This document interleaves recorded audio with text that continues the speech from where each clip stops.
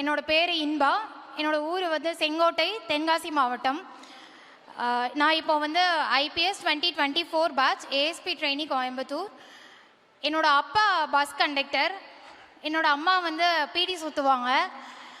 ஏன் நான் இதை முக்கியமாக சொல்கிறேன்னா, இந்த மாதிரி குடும்பத்துலேருந்து ஒரு ஐஏஎஸ் ஐபிஎஸ் வர்றது ரொம்ப கஷ்டம் அப்படின்னு சொல்லுவாங்க.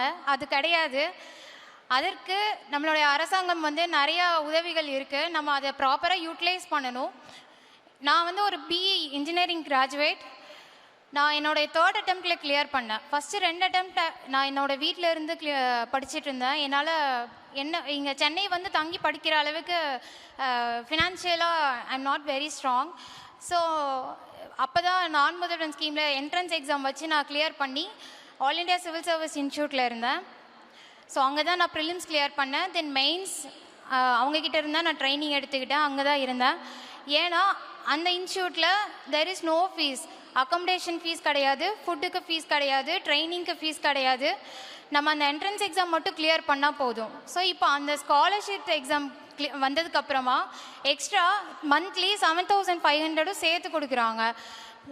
அது ஏன் என்னோட ப்ரிப்பரேஷனில் எந்த அளவுக்கு ஹெல்ப் ஆச்சுன்னா, மெயின்ஸ் வரைக்கும் தான் நம்ம அந்த இன்ஸ்டியூட்டில் இருக்க முடியும். நான் அதுக்கப்புறம் வீட்டுக்கு போயிட்டேன். இன்டர்வியூ ப்ரிப்பரேஷனுக்கு கொஞ்சம் வீட்டிலேருந்து படிக்கும்போது கஷ்டமாக தான் இருந்தது.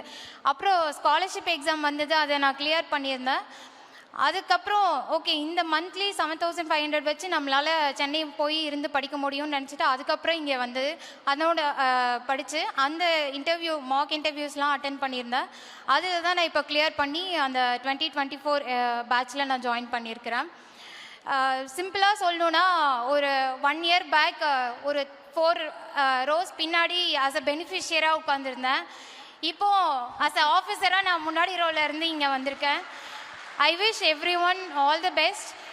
கண்டிப்பாக நிறையா பேர் யூபிஎஸ்சி எழுதி இந்த இடத்துக்கு வரணும் அப்படின்னு நான் விஷ் பண்ணுறேன். தேங்க்யூ.